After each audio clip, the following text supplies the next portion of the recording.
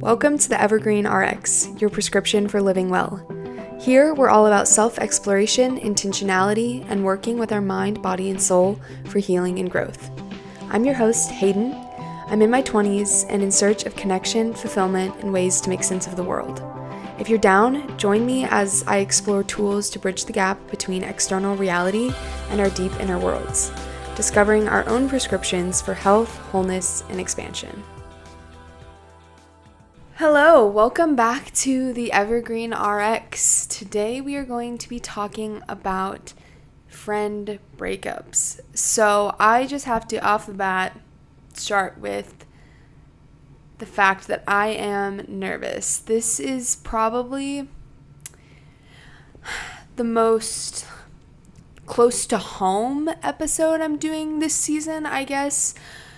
Obviously, my intention with this podcast is to always infuse my personal journey, but this topic being selected in and of itself is very closely related to my personal journey and to what I consider to be events in my life that really put me and kept me on this path of healing, of self-exploration, of growth. It's just really close, and I am definitely feeling anxious about talking about it in such a formalized way because my own experience with friend breakups and changes is just, it's personal. It was impactful to me, and so I'm nervous that I'm not gonna say everything right or exactly how I want to. I'm gonna forget something, or I'm just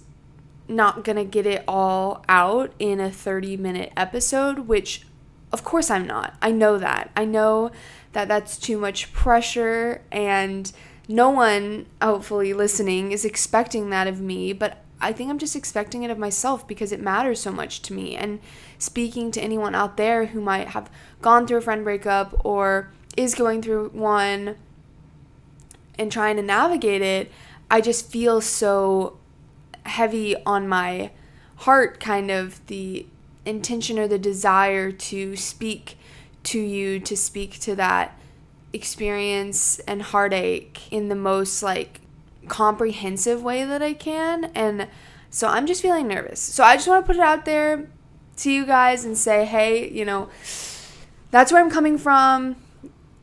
Let's just promise that this will be an ongoing conversation and I don't have to get it all right, or I don't have to get it all out right now. Can you guys just promise me that you give me that leeway and that space? I think that makes me feel better. And just to make sure that anybody listening knows that this is really important to me. This topic requires me to be vulnerable, and that is something that I knew going into creating this podcast. That I was going to need to be vulnerable, that I wanted to be vulnerable, but it's not my favorite place to reside, and there's ways to be vulnerable without actually being vulnerable, and I'm really good at finding those avenues, but I did know that, I wanted to push myself with this and being open and putting things out there. I also think that that's such, that's the way to building community and to finding people that resonate, and I want that so badly. And I want that for anybody that also is looking for it. So I guess I'll just, push myself and go ahead and share.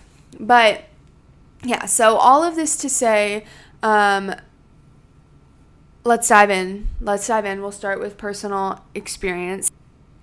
So basically, I just want to share with you guys my personal experience with the intention that maybe it makes somebody feel less alone, and also just because I think it's such an integral part about me talking on this issue.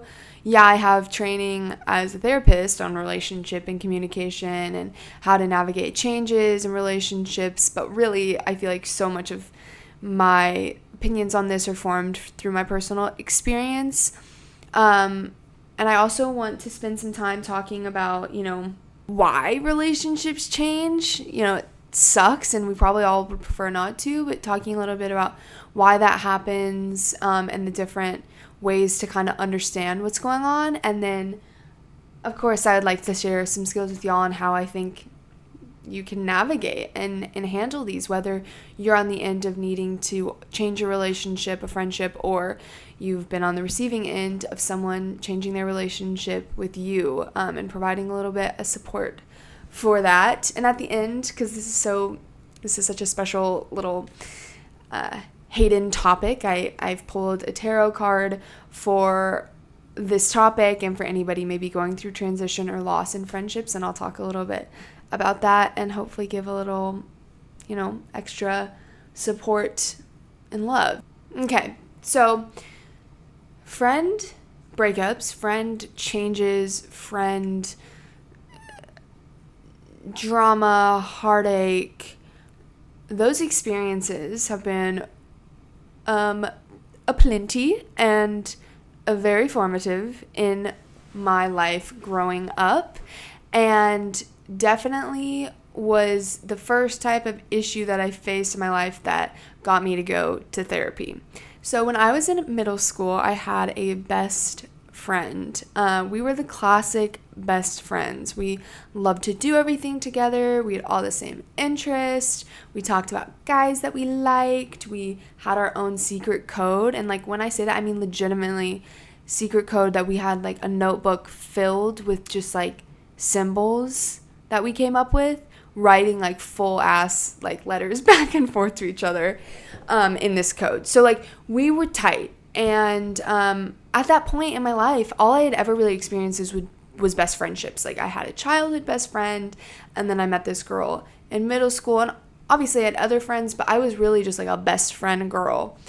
And then 8th grade rolls around, and without getting into too many of the nitty-gritty details, not for lack of wanting to share, but just for lack of relevance, I came to school one day, and this best friend was not talking to me, and I was clearly distressed because that was very out of character, and I kept trying to figure out what was wrong. And then lunch comes around, and she goes to the bathroom, so I get up to follow her to the bathroom and say, hey, what is going on? And long story short, she basically says, we can't be friends anymore, we can never talk again, goodbye, and leaves. And I can still see myself in that moment, in that middle school bathroom, just crushed, heart shattered. I just was crushed. I just did not understand what had just happened. This was my best friend. She was everything, and all of a sudden just nothing. And I think it was so wounding in particular because I didn't know that could happen. I didn't know people did that. I didn't even really understand what heartbreak was. Yeah, I listened to Taylor Swift and sang along to The Way I Loved You, but I did not understand what it meant. And I definitely did not understand it could happen with friends for no apparent reason. And even as I'm talking about this now, I'm pausing in pauses that I inevitably will edit out, where I'm questioning the relevance of sharing this, why anybody would listening would care, what it even matters. But I think it's important because this moment, as strange as it may sound, was so formative in putting me on the path of healing and of realizing how much connection means to me and to all of us, how much our social relationships impact us, and the beliefs that can be instilled based on good or bad relationships with others.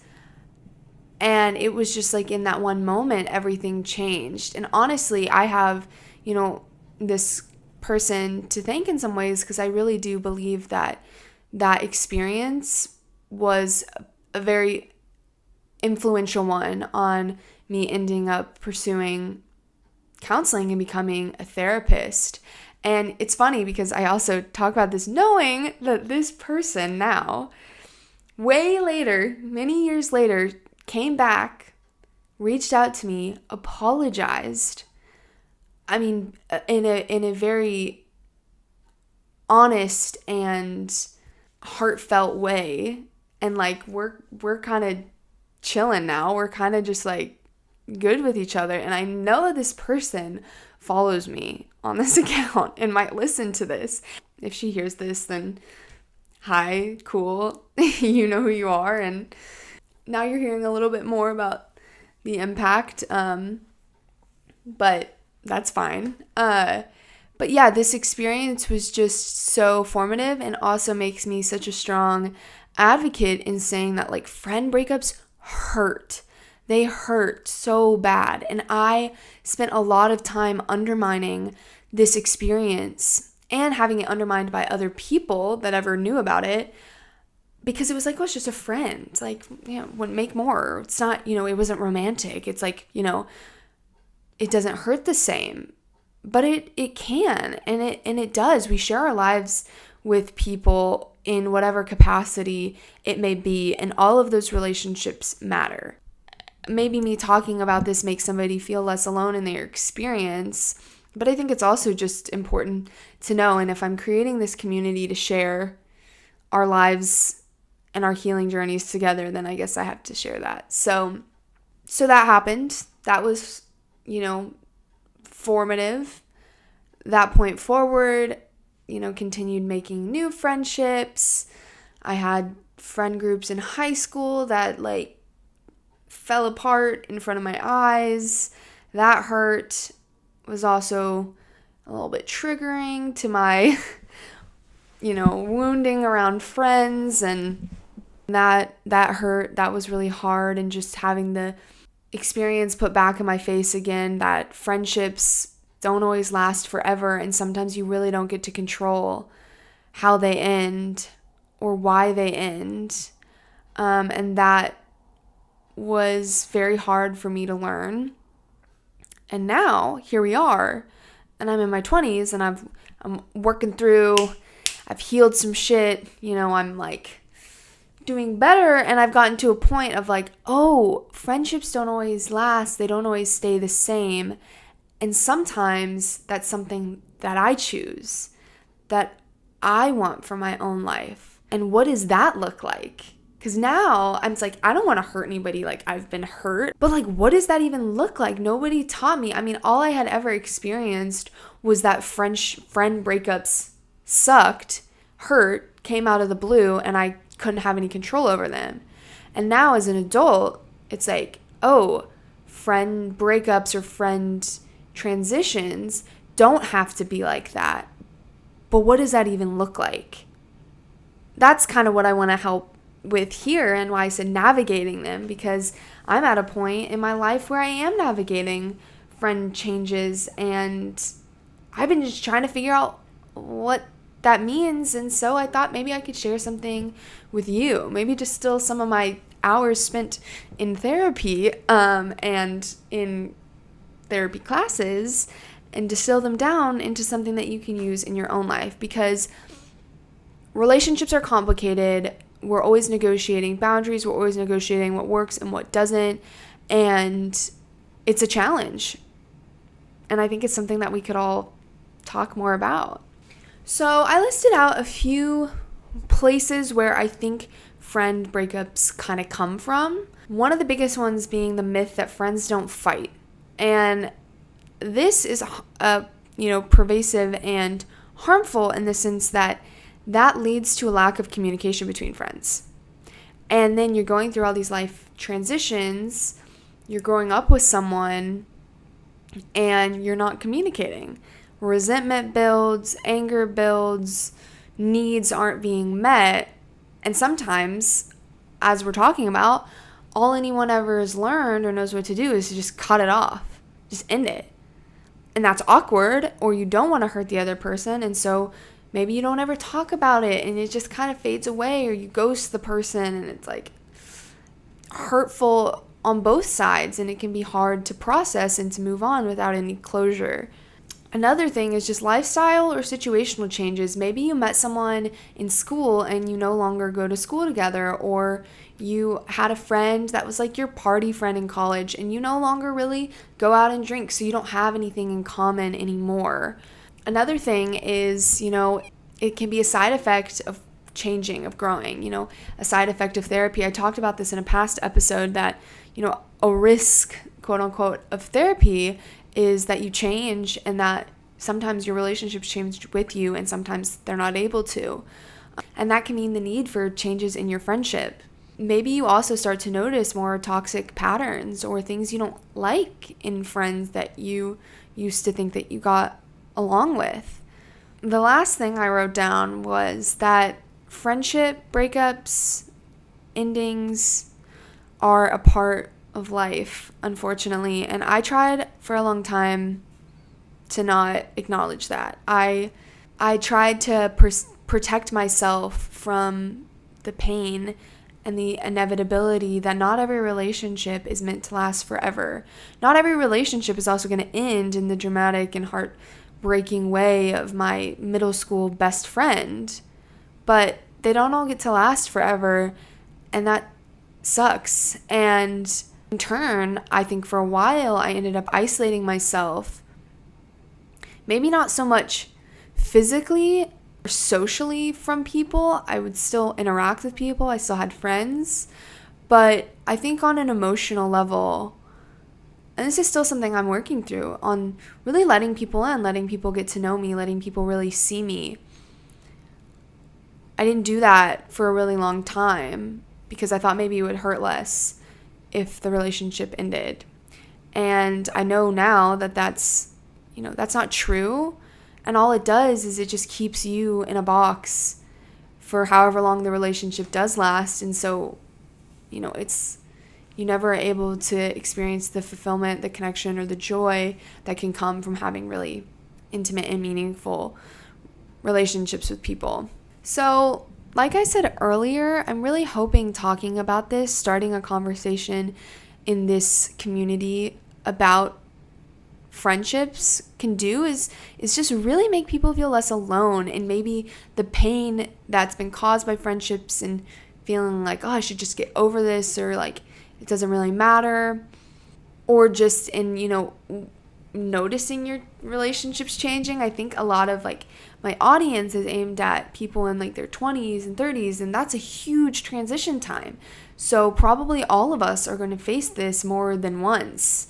And I also know that so many people now, especially at this age, are looking for friends. I'm looking for friends. I am trying to find people that really connect and resonate with me and who I am today. And I just want to come out and say that. And I've, met other people. I started a book club and I met a bunch of girls that are also like, I'm looking for friends and I don't know how to do this. And I don't, all of a sudden I looked around and I felt like I didn't have as much of a community anymore, or I'm not connected as much with the people that I used to be. And that can be really confusing and scary. And I also want to let everybody know that it's okay to set boundaries and it's okay to change friendships. So how do you navigate friend breakups? I separated this into two parts. One, if it's your choice, and one, if it's not your choice. It just happens to you. So we'll start with your choice. So maybe you've identified a friendship that's no longer really serving you, and you want to renegotiate the relationship with that person, or maybe you don't want to be a part of it anymore. My first recommendation would be to think over your typical rules of relationships in general.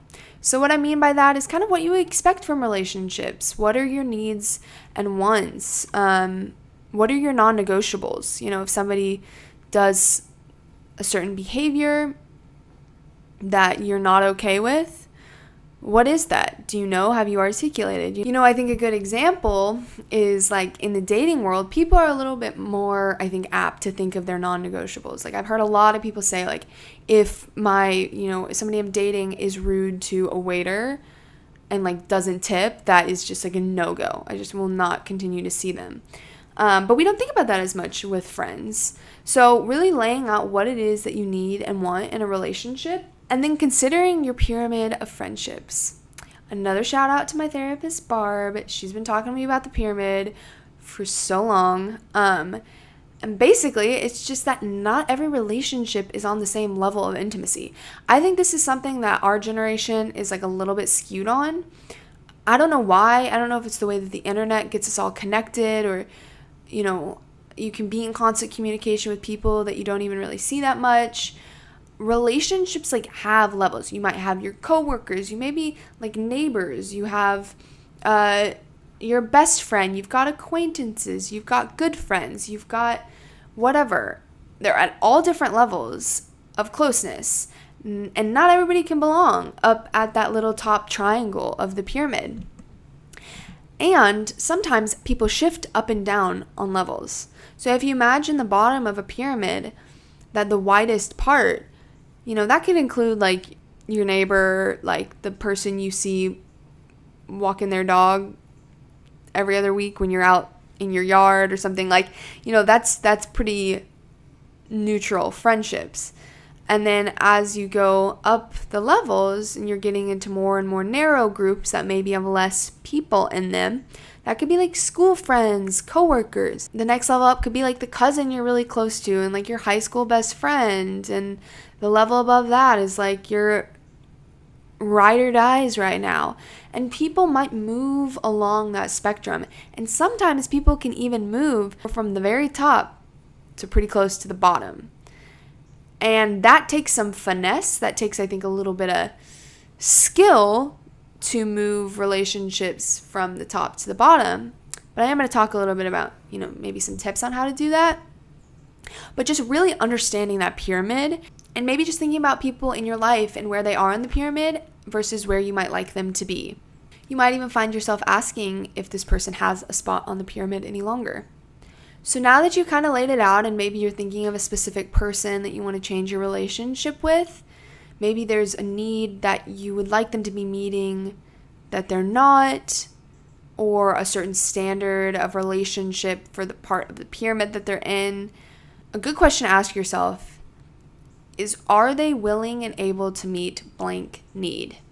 From everything you know about this person, maybe from conversations that you've had with them, are they willing and able to meet the need that you're wanting them to? Not everybody is going to be able to do this. And then you can decide whether or not you're okay with that. Then you decide what capacity they have in your life.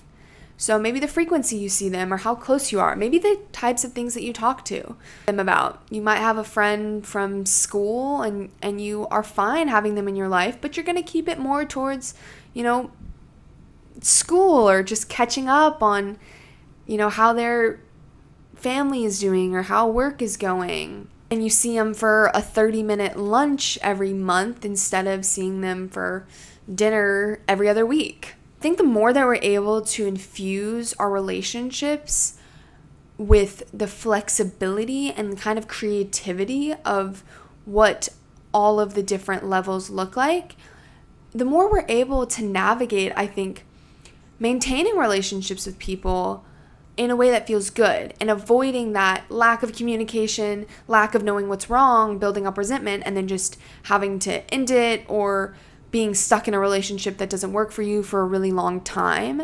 I think we're able to more fluidly navigate all of these when we have more of an understanding of our needs and wants and who is meeting them, and where they kind of belong in our pyramid of relationships.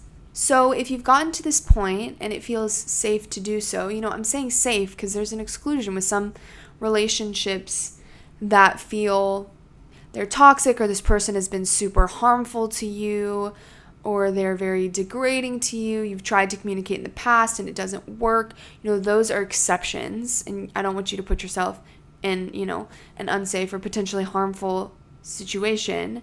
But if you feel like you can communicate, and there's a couple of skills or techniques that I offer to maybe help. So I had a professor in grad school, Meredith McNeil, and she came up with this acronym, OMEN. It's the OMEN tool for communication, and you can use this in so many situations.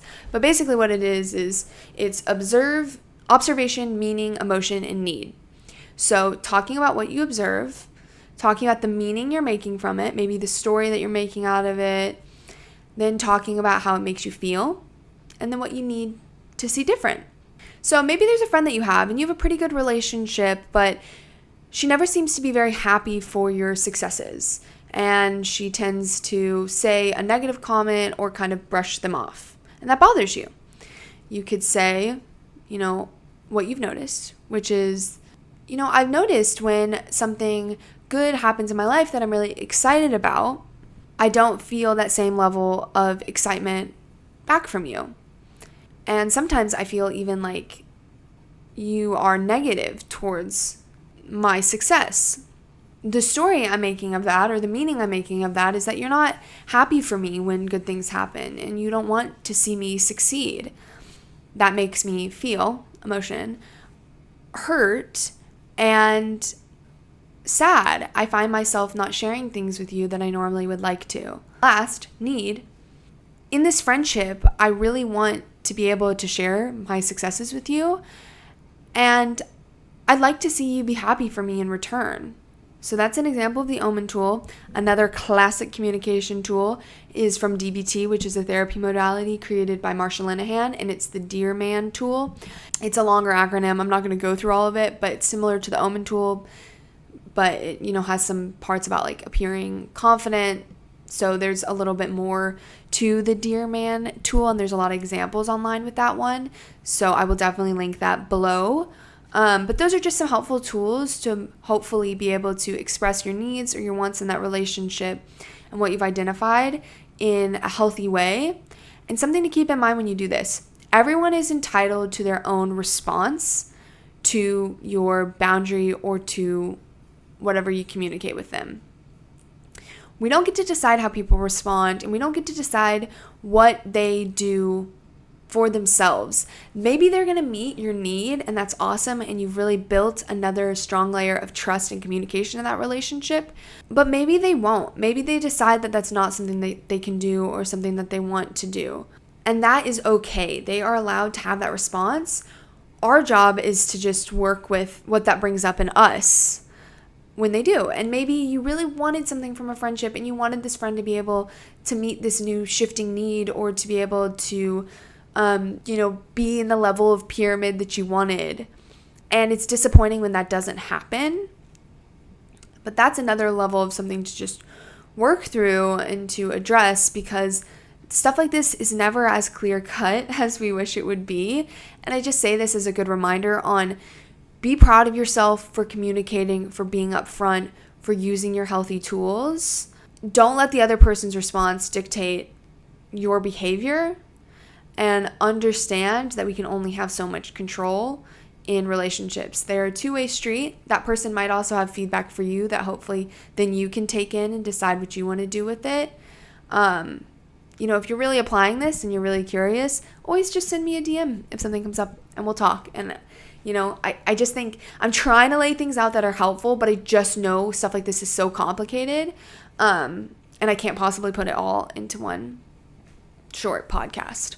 So for all of my sweeties out there that are maybe going through a friend breakup that was not their choice and maybe was not navigated with the most, tact or communication, maybe you're left with some questions, you're left with some hurt or lack of closure. My first bit of guidance would be to be gentle with yourself.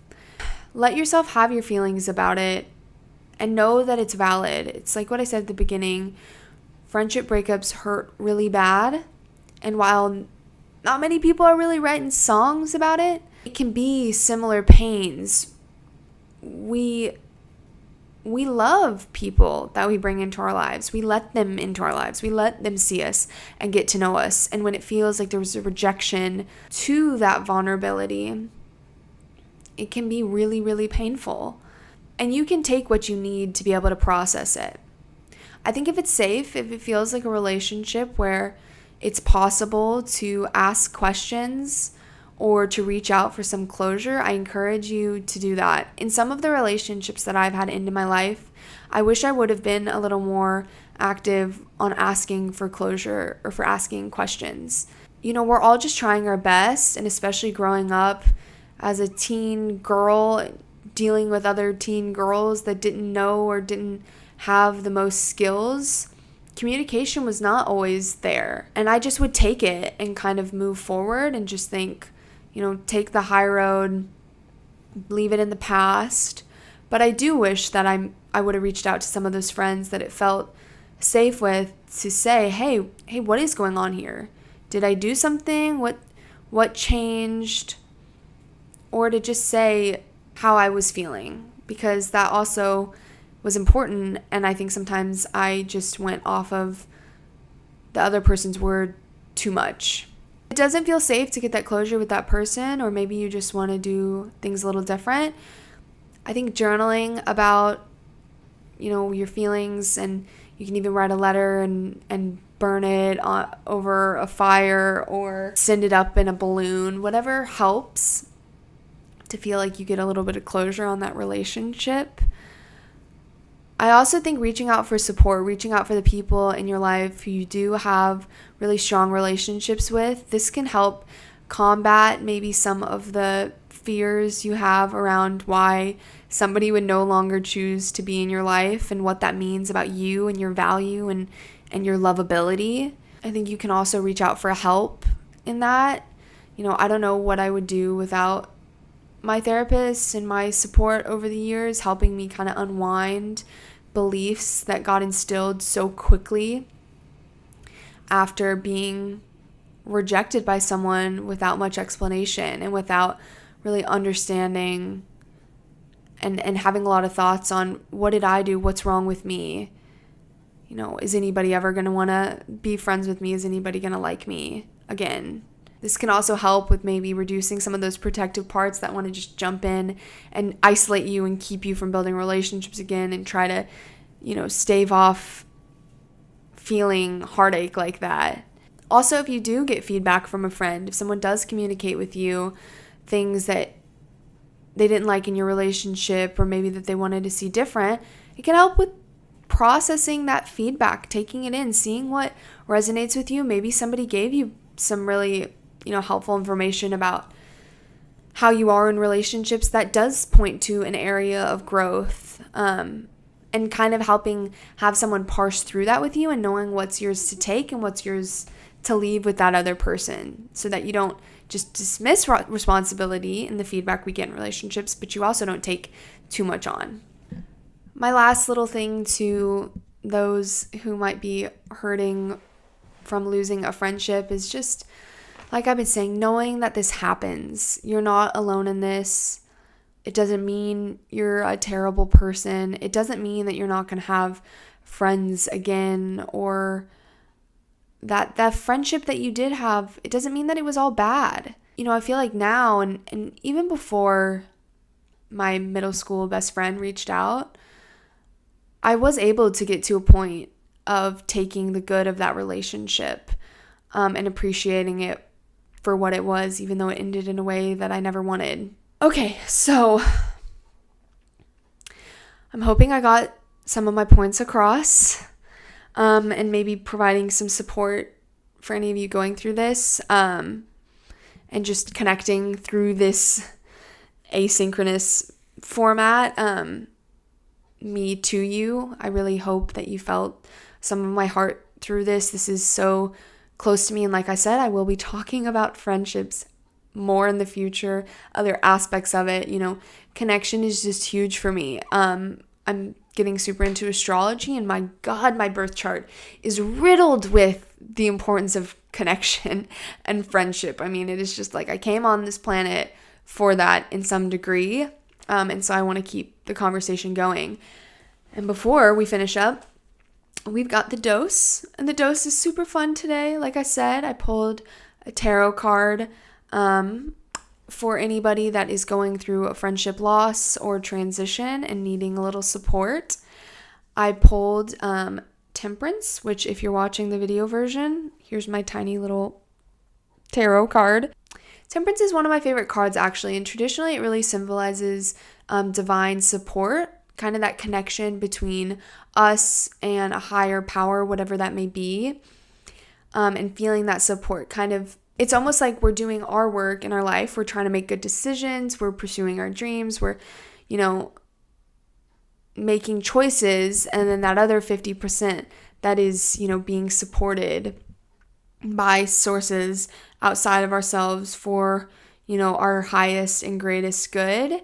But when I saw this and how I felt it related to this topic is the image on this particular deck of the woman or the angel pouring water into a cup. And I really got a strong sense of that representing the need for us to pour into our own cups and to be our own best friend. I think that relationship that we have with ourselves, when it's strong and robust, it helps us weather the changes that we go through in relationships throughout our lives.